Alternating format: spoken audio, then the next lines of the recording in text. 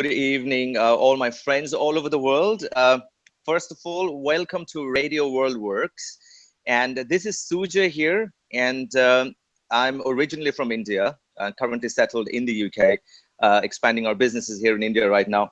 And without spending too much of time on anything else, I would love to share my story with you guys. I mean, I think and I strongly believe that everyone has their own stories and everyone has their situations in life where you had certain passions, dreams, desires, and due to XYZ reasons, things didn't work out the way you wanted. And then there is a series of events. There is a series of events that happens in our life, which sometimes distracts us, distorts us. Okay, but eventually we come out as winners and champions. So I would like to share my story with you guys, and I would like to go back to my childhood to start with. To give you a brief, I've always been an introvert, which I don't look now like an introvert, but I've always been an introvert in my life. When I was very young, I was super sensitive. I was very emotional kind of person. I still remember the days when I used to go to school, and if someone would say anything to me, I would be like, coming home, and I used to cry a lot. And that was really funny because my mom would say, why didn't you retaliate? Why didn't you answer the person? And I was like, no, I can't do that. That was typical me, my nature.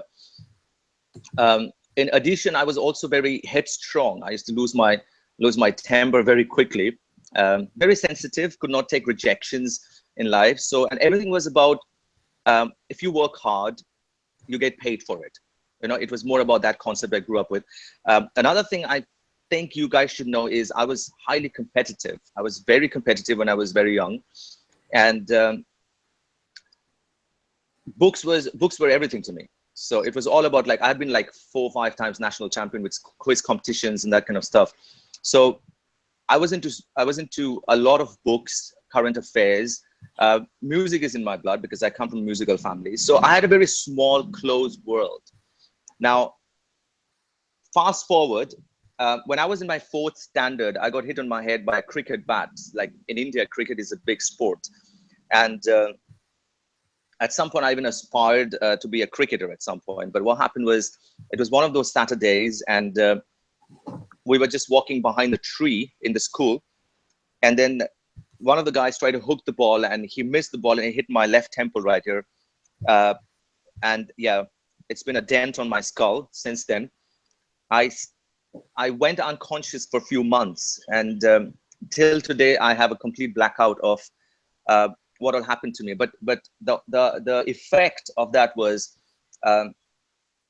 when I went to my board exams, which is class 10, and I was preparing myself for the top 20 positions in India. It's a ranking system which you have here for your board exams, and I was preparing really hard, like about 14 hours, 16 hours. I used to study out of 24 hours, and I was only in my school. As a result, what happened was my stress levels were high. I was not eating well. My sleep patterns were not the greatest. And what eventually happened was I had a nervous breakdown. And that was not the best feeling to have when your exams is just around the corner. So my dad took me to a different city of India for a city scan. And they said that the pain has kind of come back, which I got on my left temple when I was in my 4th standard. And they said, because I used to get severe headaches, I couldn't even keep my eyes open. And that was a really dark phase of my life because I didn't know what to do with myself. My teachers told me that you should skip your exams this year. You should sit for your exams the next year. And I said, no, I'm totally prepared for it. This is my life. This is my passion. I have to do it. I was so stubborn. I was like, no, I have to do it no matter what. What followed was, I wrote my exams. I was given permission to write my exam on a sick bed. So I was on the sick bed. I wrote my exam somehow. It was nowhere near the best. In mathematics, we used to have paper 1 and paper 2. So paper 2 was about geometry, and I still have a 0 out of 50 because I could not even hold the compass. It was that bad. So because my hand would be shaking all the time. So this is something which I carry still now. What happened was, because of the nervous breakdown, I was on neurobion injections and a lot of tablets, a lot of medications. But what eventually led to it was kind of a permanent disorder where I can't hold a pen for a longer period of time. I cannot write um, a word, with all the alphabets attached to each other. So I write all the alphabets separately. And what happens in return is my speed gets heavily compromised. So as I've been continuing my studies with my high school, my degree, my master's, I always knew that this is going to limit me. This is going to restrict me. So it was more of a self-limiting belief. For a long period of time, I had that no matter how much I prepare myself for academics, my scores would always be restricted, limited.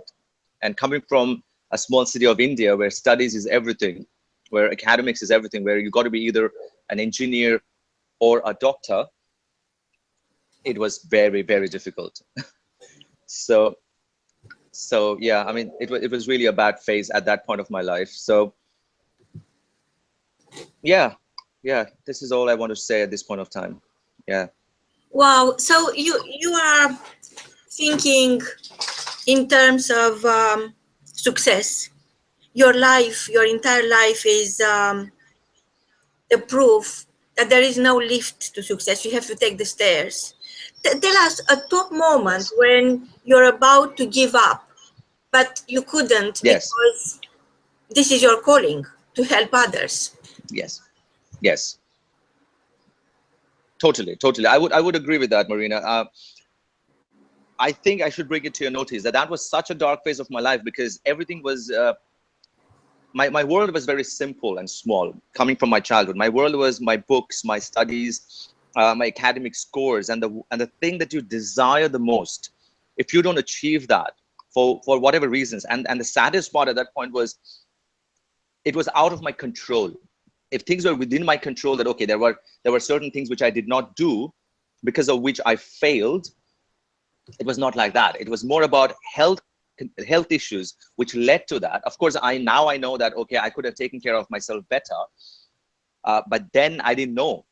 Okay, and so it was more of rejections, as if like at a very young age, early age, things were going against me. Everything was going against me. So my health was down, my scores were down. Okay, whatever I was expecting to get out of my hard work and effort, it was not coming back in return, because when my results were out, they were nowhere near the top 20 rankings. I even just somehow passed my school boards, and without any distinctions. And it was too much for me to take at that point, because even my school, the expectations were high on me. And what led after that, what followed after that was as a series of instances, which is very sad to share. But yeah, I had suicidal attempts. Okay, so I made about like, I would say about like 8 to 10 suicidal attempts. I don't know what was wrong with me at that point of time. I was lost. I was totally lost. I didn't know what's going to happen. I couldn't see the future. I couldn't see the broader picture of life. And I thought this is the end of it. But I totally agree with you, Marina, as of today, that there is no shortcuts to anything. And when something goes wrong, it happens for a reason. And at some point, I remember I read a book at that point, which said the tough times never last, but tough people do. And it was written by Robert Schuller, if I remember correctly. That was my first novel, actually, I read. And the book was so inspiring, so inspiring. And I was like, okay, now I got to look at my life from a different perspective, not from what is happening now, but I need to look at my life on a much more bigger circle. And then this should be looking like a dot, which is a problem in my life right now, because I'm going to make it so much bigger that this would start looking insignificant. So yeah. What would be your key message for our listeners today? The key message for our listeners today would be that I'm sure we all have stories, we all have situations, we all have gone through pain, sufferings, whether it's in relation to health, whether it's in relation to finances, whether it's in relation to relationships. Okay, whether you're a dad, mom, boyfriend, girlfriend, husband, wife, I'm sure we all go through it. We have gone through it in the past. Maybe some of us are still going through. Some of you are will go through in the future. But what my message for my listeners today is, it's not about what happens to us, because what I have realized from a very young age is there are certain things which are in control of us. but there are certain things which are beyond our control, and I term it as uncontrollable situations. And the point is, what I want to share with you guys is, it's about how you respond to a situation. It's all about the respond, not the reaction, because I look at it in a negative way. Reaction is negative, respond is positive. And if a situation comes to you, no matter what, you feel like you're being crushed, you're going negative, you're about to get depressed. But the point is, if you can respond, your thinking is positive. And I think if we ask ourselves the right questions, I think we have the capacity to be anything and everything in this world. Yeah. Wow. So what is what is exciting in your life right now? What is happening? What are the breaking news? Oh, there are a lot of breaking news. Okay, so the first of it is, when I was in the UK, I came back to India around November last year. So I've been in the UK for 8.5 years. I got settled there. I've got my running business now. It's still in the UK. It's in regards to education. So we work with international students. We work with local students all over the world. So what is exciting right now is, the first one is, I want to do my certification in coaching. So I got that done. Okay. Then I wanted to expand my business because my parents live in India and I wanted to balance the world out. Okay. So I wanted to come over here. I wanted to be with them. I wanted to expand my business as well, which I'm doing currently. And yes, I aspire to write a book. I definitely aspire to write a book, and I've got a challenge and a timeline within myself that I want to finish it by July. Okay, I want to be completely focused into it. Okay, and which by God's grace and your help, I would be finishing that soon. So what's exciting is the travels. What is exciting is being close to parents, the excitement of writing the book. And yes, I'm already doing my events here, motivational events in India at different places. I'm doing it at schools, colleges, corporates, and it's amazing because I'm learning a lot. I'm getting a lot of feedbacks, and I think feedback is the breakfast for champions. So yeah, I'm always waiting for more and more and more feedbacks. So yeah, that's what is exciting right now, the expansion of the business. Yes. Wow. So I think what the main message I'm getting, and perhaps our listeners are in agreement, but they could disagree, so please email us, is that family is the most important gift of life. And absolutely, they motivate you, they inspire you, they gave you life. Yes. And now Totally. it's your turn to pay back. You live your life Totally. paying forward when you pay back. So what is Totally. that, what is that you see happening in India in the next, let's say, 2 years from now?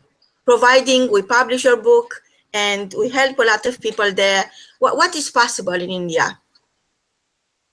Oh, India is a developing country right now, and whereas in many other countries we see that there are certain areas or certain industries which are being saturated, but India is emerging. I mean, I don't know how much the world knows about India, but there was a time when people would only say, okay, the rich is super rich, the poor is very poor, but that's not the state in India anymore, because the youth are emerging as winners. Okay, because of so many international companies, like in Bangalore. It's one of the cities, it's called the IT capital of India. And we have more than 600 to 700 American companies there. There's so many UK companies there as well. And what is happening is the whole benchmark, the whole threshold of either you got to be an engineer or a doctor has been broken. Now people understand that there is a career in other areas as well. You got to follow your passion. You got to follow your dreams. The youth is independent.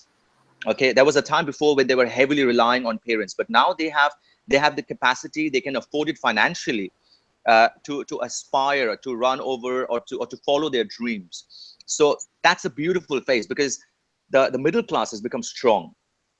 Okay, and they're bridging the gap. They're bridging the gap between the extremely rich people and the extremely poor people. So things are changing, and with the way things are going, if you look at the GDP of India, I mean, it is at the top.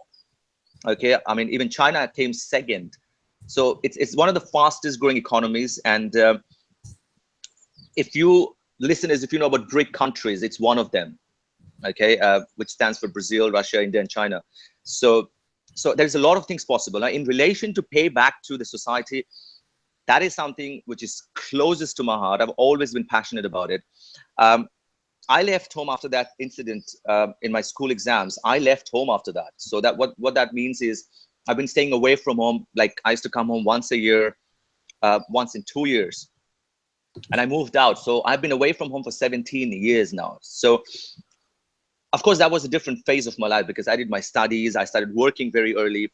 I moved out of India to the US, then to the UK. But then there was a time when something was missing. And then I realized the balance of health, wealth, and relationships. And I was like, okay, this part is completely missing. You know, I was like, okay, health, I'm taking care of. Wealth, okay, I've worked really hard and I'm, you know, I'll be pushing myself towards my dreams and desires. Okay. But when it comes to the relationship, I've been away from my mom and dad for way too long. And I was like, I'm missing that part. So I wanted to come back. Okay. I wanted to bring all the knowledge, the expertise, everything that I have. And I thought the best thing we can do is give it back to the people, to the next generation, to the youth, to share it with the community. And I'm already working on that because we're in talks with different corporate companies, even with the Ministry of Education here. So a lot of things is going on. So the more I can share myself, not only myself, but even with the help of you guys, because you guys are so amazing. I mean, you guys are experts. I can learn so much from you guys. And if I can bring you on board as well, that would be a wonderful thing. So whether it's in regards to like on a non-profitable way in terms of working with organizations, you know, where we can help them, teach them and change their mindset and help them to achieve higher goals, or we work it in a certain other platform. I mean, the potential is huge in India right now. Yeah. So tell us, who do you have in mind to bring along to your own show next week? You mean as my friends within my friend circle? So whose story impacted your life, and you like to share that story with our listeners? You mean someone who is in touch with me as a friend, or some other story you're talking about? You choose, is your pick. So somebody who inspired me, made that change into your own life. Do you have somebody? Yeah, I will. Or we have to wait and see. No, I definitely have, and I would like to mention about my grandfather. Wow, that would be amazing. Wow. Yeah, he's been an amazing source of inspiration for me. Amazing source of inspiration. Wonderful. Yeah. So next Monday, same time, please come back. Sure. Tune in. We are going to hear an amazing story that influence and impact your life. And now it's our turn to have the same blessings. Thank you so much from both of us. Until next time, is goodbye. Goodbye. Thank you very much. Bye-bye.